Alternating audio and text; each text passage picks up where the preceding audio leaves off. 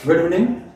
आज हम लोग अपने क्लास 11 के एनसीईआरटी का बायोलॉजी पोर्शन का 16th चैप्टर स्टार्ट करेंगे, जहां जो कि शुरू होता है human physiology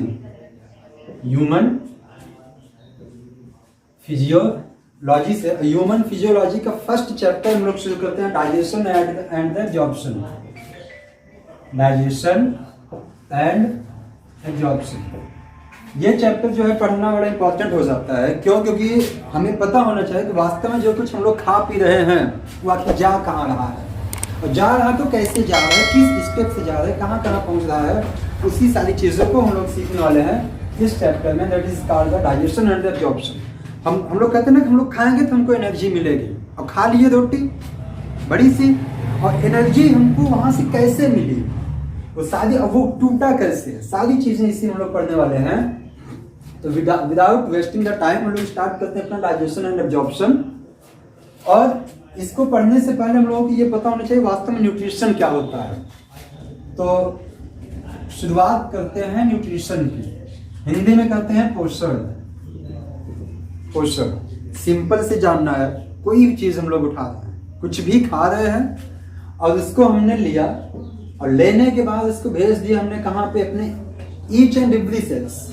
that's called the nutrition. यानी कि जो भी फूड पार्टिकल है हमने उनको उठाया, और उठाने के बाद ओरल कैविटी में रखे, फिर धीरे धीरे स्टेप वाइज लेके गए कहाँ तक, सेल तक। उसी को हम लोग कहते क्या है, न्यूट्रिशन। अब न्यूट्रिशन के बेस पे ऑर्गेनिज्म को कई भागों में क्लासिफाई किया गया है। जैसे बात करें तो आते हैं हमारे ऑटोट्रॉफिक और हेटेरोट्रॉफिक। हिंदी में कहते हैं इनको स्वपोषी और इनको कहते हैं विषमपोषी। ठीक है, देखो ऑटोट्रॉफिक, ऑटो मीन्स क्या होता है, ऑटो की जनरल मीनिंग होता है, ट्रॉफिक मतलब होता है जो फूड इनटेक करते हैं, फूड लेने वाले होते हैं, ऐसे लोगों को हम लोग ट्रॉफिक कहते हैं। और जो ऑर्गेनिज्म लाइट से फूड का कर लिए formation, that's called the autotrophic. ऐसे ऑर्गेनिज्म जो लाइट के द्वारा, लाइट मतलब सनलाइट, टच की लाइट नहीं, सनलाइट से फूड का फॉर्मेशन कर लिए, वो हो गए हमारे ऑटोट्रॉफिक। और अब इसमें दो चीजें हो गए, या आप ऐसे भी कह सकते हो सेल्फ।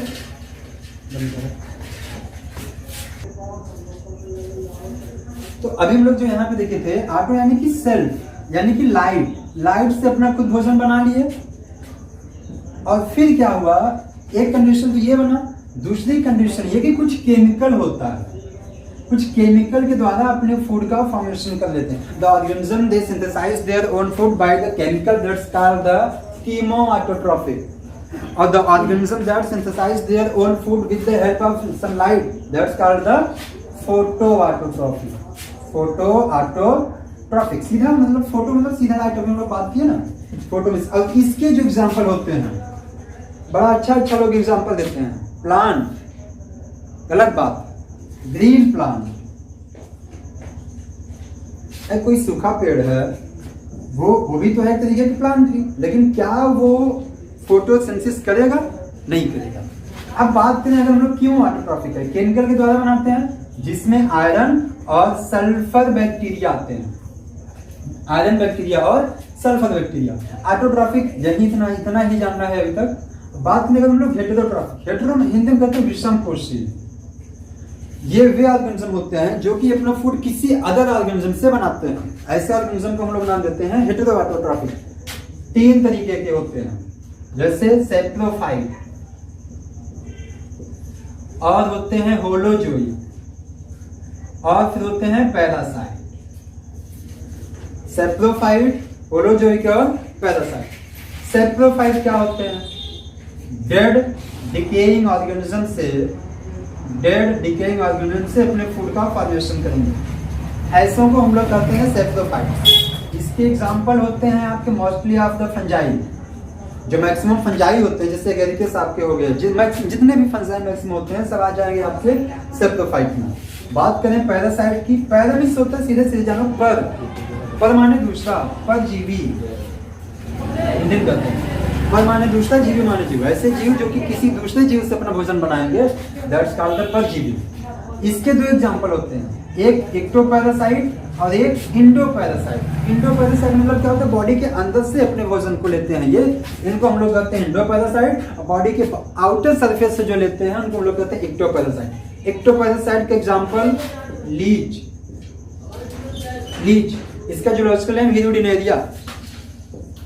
और ये जू जिसको आप कहते हो, ये भी आप किसका एग्जांपल हो गया, एक्टोपैरासाइट का। बात करें इंडोपैरासाइट का, एक बड़ा अच्छा नाम सुने होगे, टीनिया सोलियम, फ्लूक। ये सारे जो होते हैं ये हमारे होते हैं इंडोपैरासाइट। अब बात करें होलोजोइक की। होलोजोइक में क्या होता है कि ये लोग जो डायरेक्टली फूड को ले रहे हैं, लेकिन यहाँ क्या होता है कई स्टेप में लेते हैं। अब इसी के अकॉर्डिंग जो आप पढ़ते हो, शाकाहारी, मांसाहारी और सर्वाहारी, जिनको आप कहते हो हर्बीवोरस, कार्निवोरस और ओमनिवोरस। हर्बीवोरस मतलब हर्बी यानी कि हो गया हर्ब, और वोरस मतलब हो गया है जो कि खाने वाले होते हैं। और जो हर्ब वगैरह घास को खाएंगे वे होते हैं हर्बीवोरस। जो हर्बीवोरस को खाने वाले होते हैं उनको हम लोग कहते हैं कार्निवोरस। और जो इन दोनों को खाने वाले होते हैं वे होते हैं ओमनिवोरस। अगर हम लोग इनको इकोलॉजी की बात करें तो इनमें जो है शुरुआत में होते हैं प्रोड्यूसर, फिर ये हो जाएंगे primary consumer, secondary consumer, tertiary consumer या जो है टॉप कंज्यूमर। तो ये तो यहाँ पे बात आ जाती है इकोलॉजी की। इतना ही सिर्फ होता है हम लोगों को न्यूट्रिशन के बारे में। न्यूट्रिशन क्या है, सिंपली समझना है कि पोषक पदार्थों को ग्रहण करके शरीर की एक एक कोशिका तक पहुंचाने की क्रिया को पोषण करते हैं। और उसके बेसिस पे ये हुए हमारे ऑर्गेनिज्म कि कौन किस तरीके से अपना भोजन लेता है। हम लोग अगर अपनी बात करें तो इसमें आएंगे सेप्रोफाइट में, सॉरी होलोजोइक में। अब जो है बात आती है स्टेप्स ऑफ न्यूट्रिशन। चलो ठीक है, न्यूट्रिशन तो कर रहे हैं, लेकिन क्या वो डायरेक्टली हम लोग इनटेक कर ले रहे हैं या उसका कोई स्टेप है? तो उसको हम लोग अगर बात करें यहाँ पे स्टेप्स ऑफ न्यूट्रिशन की,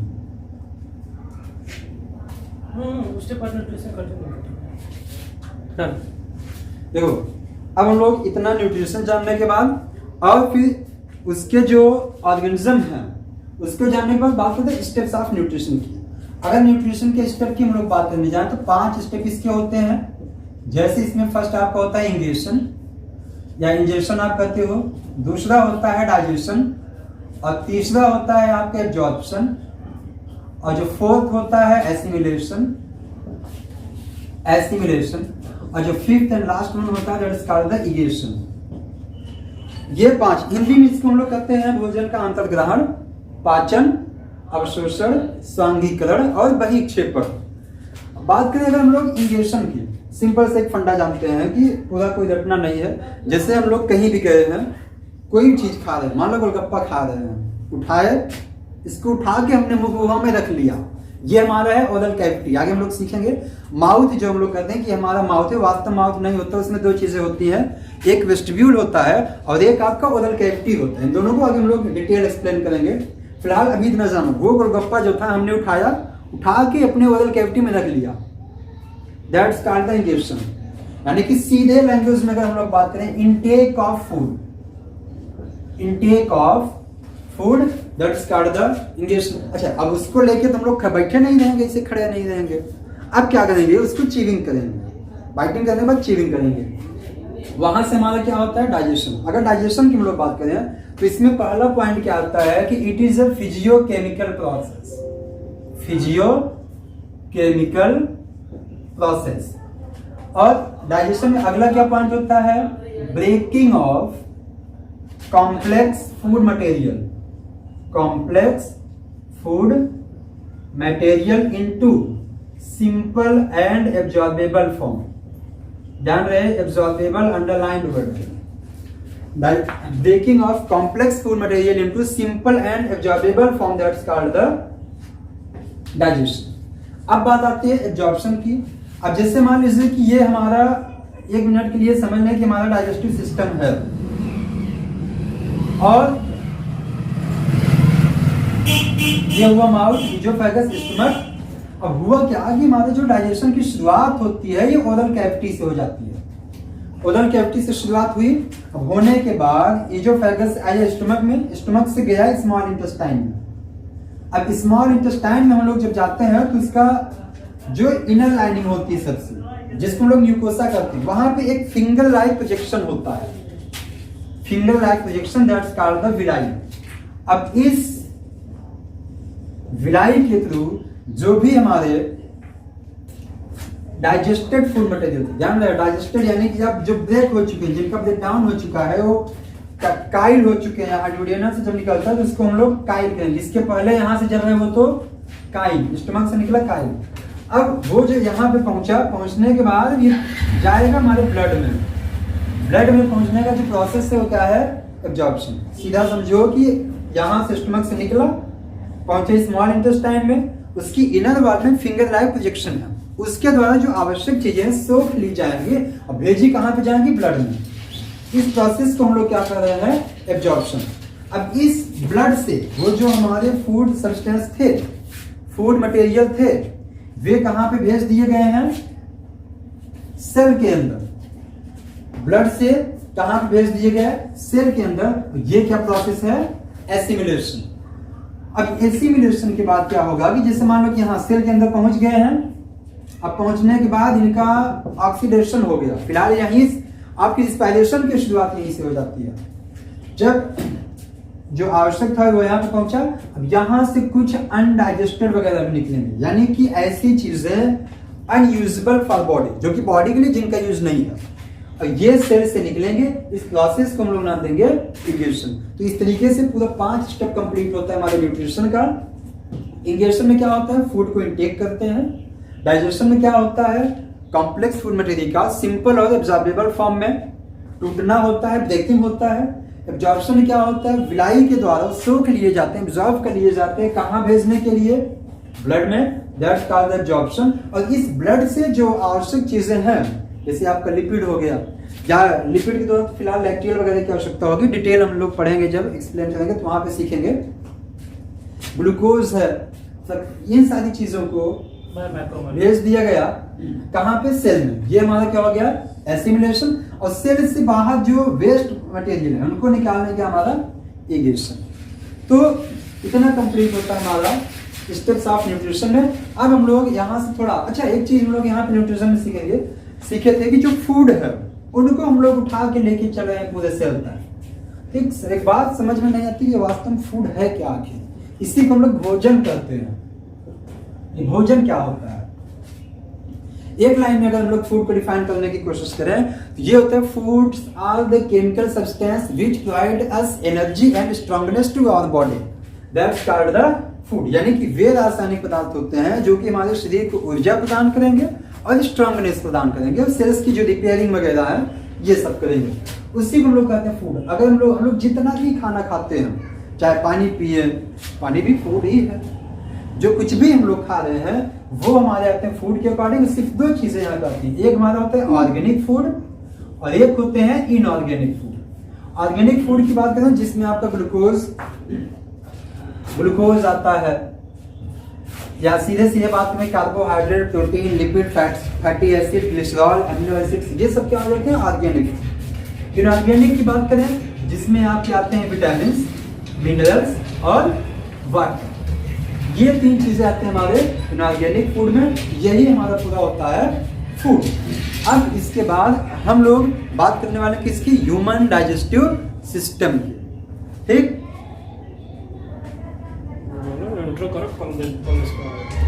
तो जो हमारा ये है ह्यूमन, इतना एनसीईआरटी देखना, और देखने के बाद हम लोग शुरुआत में कल ह्यूमन डाइजेस्टिव सिस्टम या ह्यूमन एलिमेंट्री कैनाल, उसी में हम लोग सीखेंगे। और इसको हम लोग कल सीखने वाले हैं। रेगुलर क्लासेस आपकी होंगी, चाहे वो आपका 9th का हो, चाहे 10th का, 11th की, 12th की। सारी क्लासेस जो है हम लोग रेगुलर डे वाइज रेगुलेट करेंगे। और हमें उम्मीद है कि लॉकडाउन में पढ़ाई नहीं हो रही होगी, और इसीलिए जो है हम लोग सिर्फ बायो ही नहीं, ध्यान रहे आपके लिए बड़ी खुशखबरी है, सिर्फ बायो ही नहीं, आपके लिए बायो में पूरी जूलॉजी, बॉटनी, इसके अलावा आपकी केमिस्ट्री भी लगातार चलने वाली है। और कुछ दिन के बाद बड़ी पॉसिबिलिटी है कि आपका फिजिक्स भी चले। मेन रूप से कहने मतलब ये है कि आपके सारे जो सब्जेक्ट हैं, खासकर साइंस वाले, हिंदी वगैरह की बात नहीं कर रहे हम लोग, खासकर जो साइंस वाले हैं जिनका आपका आगे यूज होने वाला है, ये सारी चीजें भी हम लोग रेगुलेट करेंगे। ये तो या तो अल्टरनेट डेज हो सकता है या तो रेगुलर डेज भी हो सकता है। तो आप लोग पढ़ें, रेगुलर रहें, रेगुलरिटी मेंटेन कीजिए, और बाकी बेस्ट विशेष। Thank you.